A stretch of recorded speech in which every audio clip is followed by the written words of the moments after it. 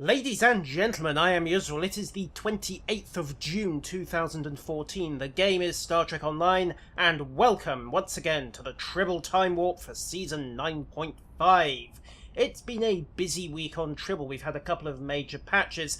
Perhaps the most immediate change that everyone's going to notice when live arrives is that the Odyssey uniform is now standard issue. You can see it happily being modelled here in the fetching science blue courtesy of Yusril. This is the old fleet uniform, as I'm sure those of you with it are familiar.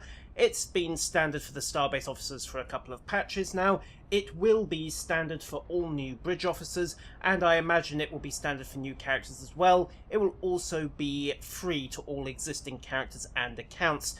People with fleet uniforms who have paid for them, you can put down the torches and pitchforks. There is going to be a fleet exclusive uniform replacing it. No details on that as yet, bar the fact that it will exist and will be ready for Season 9.5. Much the same goes for the Bota School uniform on the Klingon side. In fact, exactly the same goes for it. The first contact diplomacy missions have been removed. They were a loose end that hadn't been fixed.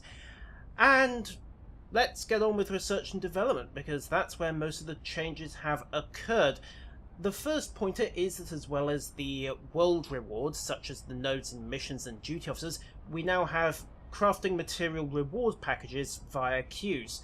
So it's Tribble, it's Saturday night, I'm hoping we're going to get a queue, but let's fire it up just in case. Now, there are two kinds of queue here, normal and elite, so naturally we have two kinds of pack, normal and elite.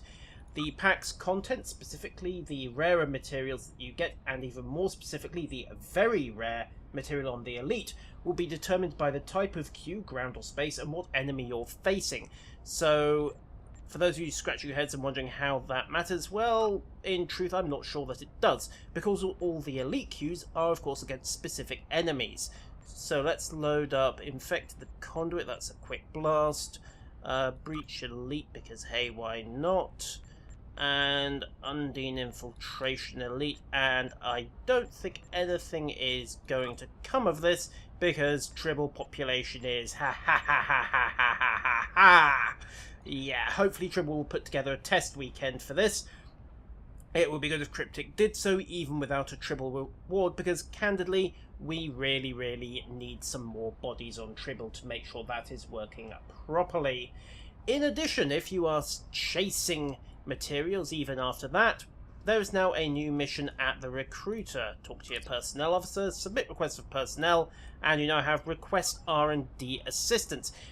Oddly enough, despite the fact that this is a personnel recruitment mission, it is noted in the patch notes as principally rewarding materials and components, which seems a little odd. However, you do have a small chance to get school specialists and catalysts. Unfortunately, it's a 48-hour assignment, so all we can do is hit begin, get it going, and then unfortunately we do not as yet have the shortcut option here. It costs 1,000 dilithium for the roll of the dice, which, meh.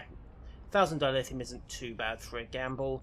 Obviously, you also have your general recruitment and specialist cadres available as well.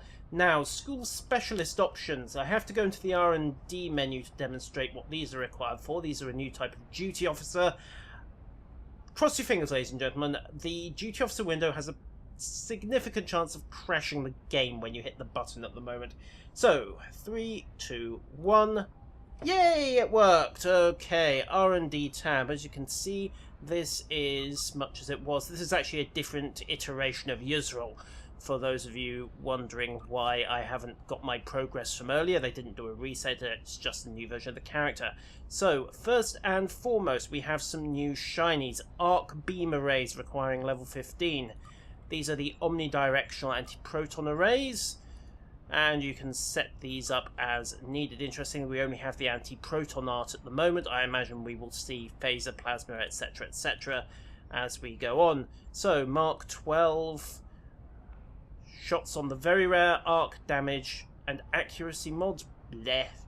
Well, it's an arc mod. It's a 360 arc weapon. I suppose we could push for an interesting cruiser build with 3 or 4 dual beams forward and arc omni arrays in the back. That might make for an interesting option, similar to the cannon turret build that's never been wildly popular, mostly because cannons require higher end skills than beams, but that might see a forward armed cruiser come back into vogue.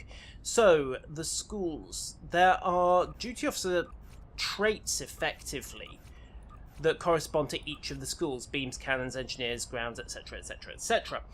Now, you need these to make it work. I cannot say I am a great fan of these. I've already had a moan in my last Time Warp about the requirement for fabrication engineers to get started, and for Cryptic to further add barriers in the nature of duty officers strikes me as compounding the error. A lot depends, of course, on the percentages that you are getting. So if it's really, really likely that you're going to be getting these specialists, it's not a big deal. If, however, they're vanishingly rare and you're going to be paying 100 million on the exchange for them, well, maybe that's Cryptic shooting themselves in the foot. It could, of course, be a complete coincidence that they will be available through C-Store Duty Officer Cadre packs, both existing packs that you haven't used prior to the patch and packs bought afterwards. The cynic in me wants to say that they're not going to skew things too far towards monetization, but we shall see.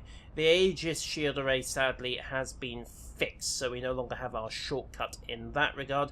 It's still 20,000 dilithium to get a Mark 12 shield array with the random properties. You know my opinion on that if you watched the last Time Warp, and if you haven't watched the last Time Warp, suffice to say I will not be rolling that particular dice. In fact, the Aegis array at 2 emitter arrays and 1 signal enhancement module.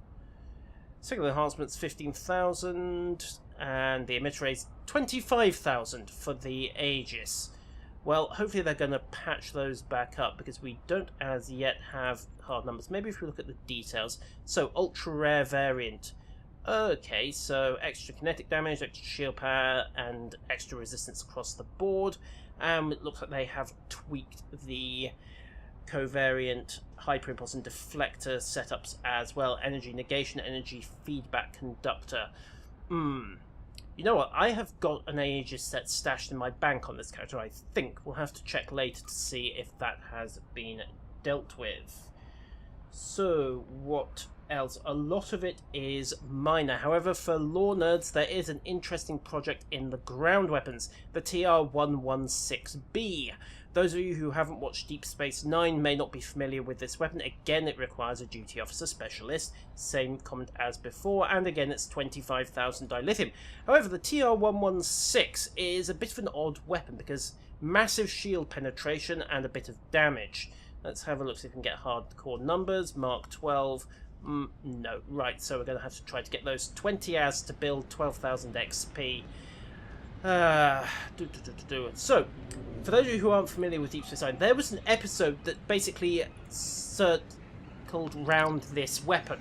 Starfleet developed it as an anti-Borg device, and recognising that the Borg are sometimes a little slow to adapt being smacked in the face by a bullet... Yes, shut up. Recognising that the Borg reacted badly to bullets, Starfleet said, hey, we're going to take a conventional projectile rifle and we're going to stick a mini transporter on the front.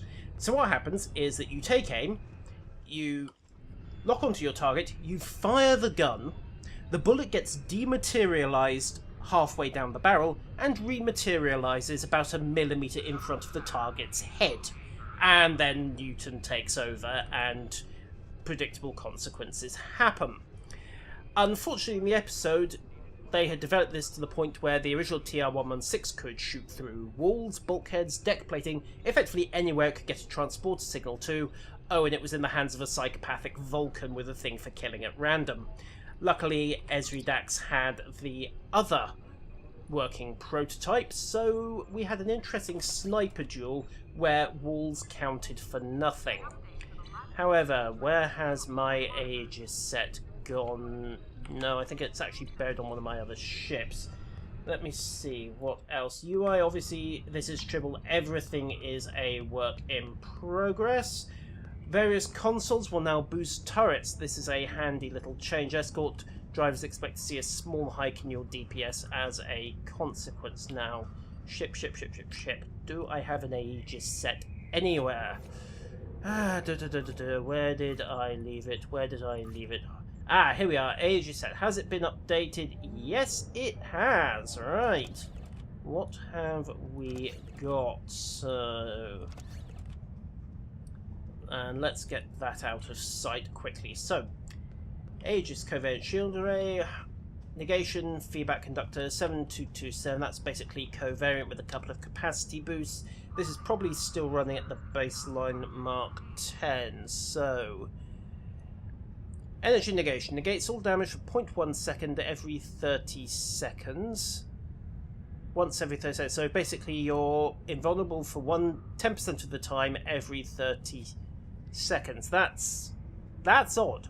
That is really, really odd. Energy feedback conductor. This looks a little more useful. So basically, it is a 2-minute. I'm guessing that is a triggered ability. Let's get it onto a ship. Plug in 1, plug in 2. Come on. Keep forgetting you can just double click these days. That's how long I've been playing this game. So, beam up. I have to admit, I kind of like the Odyssey. You could do that colour scheme with the old Sierra jackets, but candidly... oh yes, here we are, the old Tron lines. Candidly, I think the Odyssey would benefit from having the TNG-style division stripes at the wrists, but that's just me. Anyhow, powers. Let's see, what do we have? Energy feedback conductor, system deflector. Oh, right, it's an uprated feedback pulse. Harnesses energy weapon attacks, damage pulsated, massive increase to energy resistance, 30% reduction in damage to shields, and 2% bonus energy damage, stacking up to 10 times. Okay, so that's going to be quite a nice little tanky set, isn't it? Plow in, get their attention, and yeah, it's 10 seconds on a 2-minute cooldown. And in 3, 2, 1, there we go. So, passive is worn off. Doubt August to battery will do anything, and no, it doesn't. Let's also have a look to see if there's something here for energy negation. I don't recall seeing it. It may just be a passive boost. Kinetic shielding, energy negation. There we are, passive effect. So that seems to be in play. Have we got anything on the queues? What do you think? 1, 1, 1. No, we haven't. Pity. It's going to be rather hard to demonstrate those boxes too if we can't get some more bodies into Tribble. Also, quick look at the numbers on the shields. Defensive, bear in mind that this is fully spec'd up, so 11,500 on the shield facings. Well, yeah, that's not too shabby actually. What have I got as standard on my Borg shields? Multi-point, where did I leave them? So Dyson Regenerative is 7,009. And Borg, Tholian, Resilient, 9.5k. Borg is 8,006, but again that's a regenerative array. Aegis covariant, well, 11,006. That's going to put it back into competition. That's actually kind of nice, because the Aegis has very definitely been a second-rate set for a while. And bear in mind that this is only the very rare version, so we'll have to see what the ultra-rare version is capable of. Good to see Cryptic actually adding stuff in to the crafting system that will be worth getting, even if at 25,000 dilithium and a lot of components, you're taking a bit of a gamble on rolling up your very, very rare version. Okay, so what else?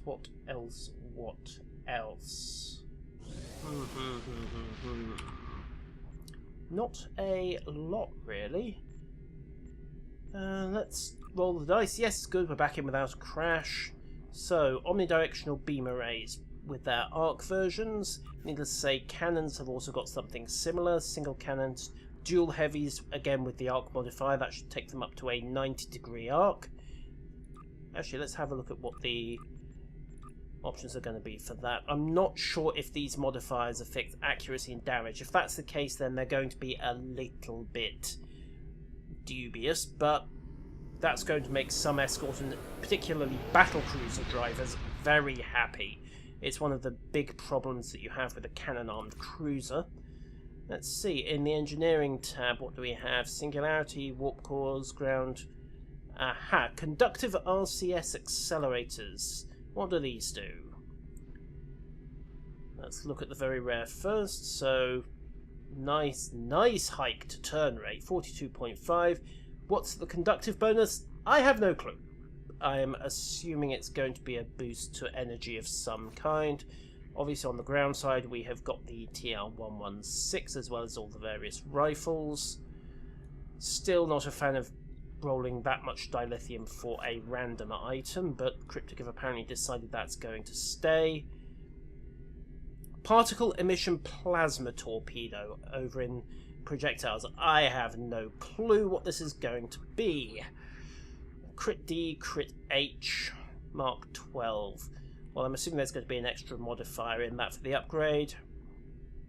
What's it going to do? I have no clue. I'm assuming it's going to be a plasma torpedo. That's kind of obvious, but beyond that, until Cryptic deign to give us a version to try out, we're going to be a little bit stuck. Science obviously gets the exotic particle field exciter. I was expecting it to get the Aegis deflector as well, which it does, but 25,000 dilithium for a console. What are we going to be getting? Particle generator skills. Well, all I can say is it had better do something